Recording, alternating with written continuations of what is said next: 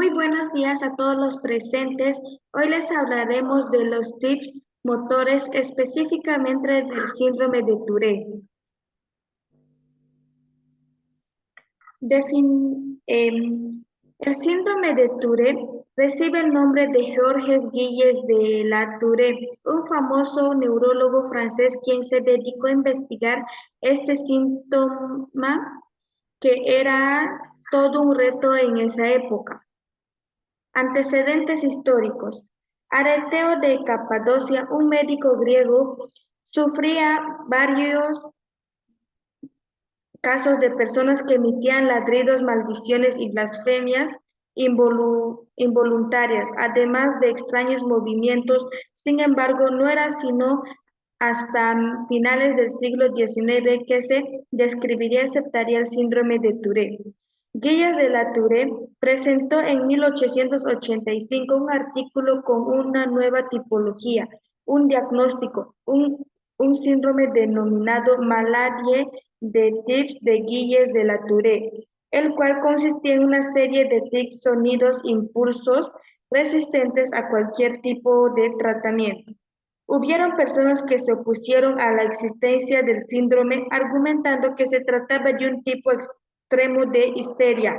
Freud rectificó su diagnóstico a favor del nuevo síndrome, distinguiendo entre los tics provocados por la histeria y los debidos al síndrome de Tourette. Definición.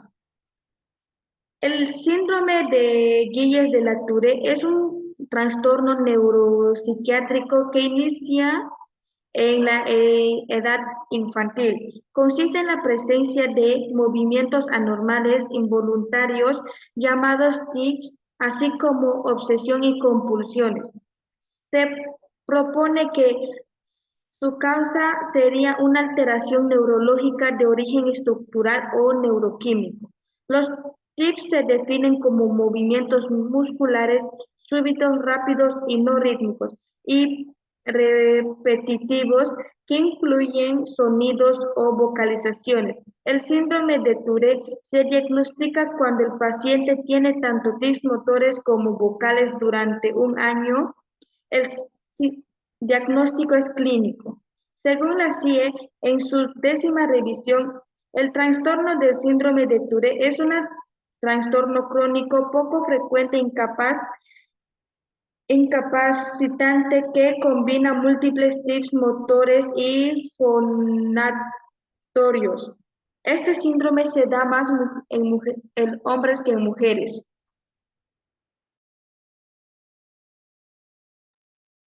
Un saludo a todos los presentes. Yo les voy a hablar sobre la ubicación en la estructura cerebral.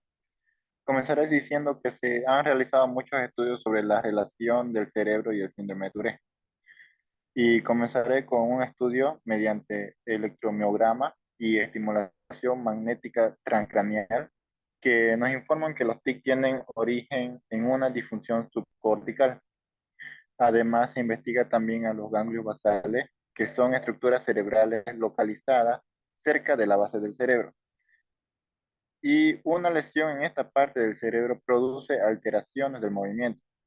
Además, Cornelio dice en el 2008 que en el síndrome de Tourette existe excesiva liberación de dopamina, el cual se le ha asociado a las funciones motoras. Entonces, tomando en cuenta todos estos datos, podemos decir que una alteración en los circuitos CETC, también una alteración en los ganglios basales y la hiperactividad dopaminérgica son factores que producen los tics en el síndrome de Tourette. Gracias por su atención.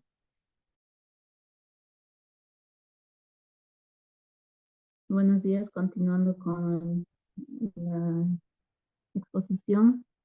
Los estudios etológicos que se dieron paso a la investigación neuropsicológica de los trastornos de Tourette fue en los primates. Se ha descrito 5 circuitos distintos, pero integrados de forma paralela, conectados a la corteza cerebral con el estriado. Bien, el circuito motor es donde se origina las TIC de Tourette y se conecta hacia el corteza cerebral y ahí ocurren los movimientos involuntarios. En el circuito oculomotor ocurre las TICs, que es un área específico de los ojos, ¿no? En el circuito prefrontal dorsolateral, aquí está lo cognitivo y hay un déficit de atención que impide el control de las funciones ejecutivas y no puede controlar las TICs. En el circuito orbitofrontal lateral, originado en la corteza prefrontal, hay una lesión y se asocia con el trastorno obsesivo compulsivo y ocurre un cambio de personalidad y irritabilidad.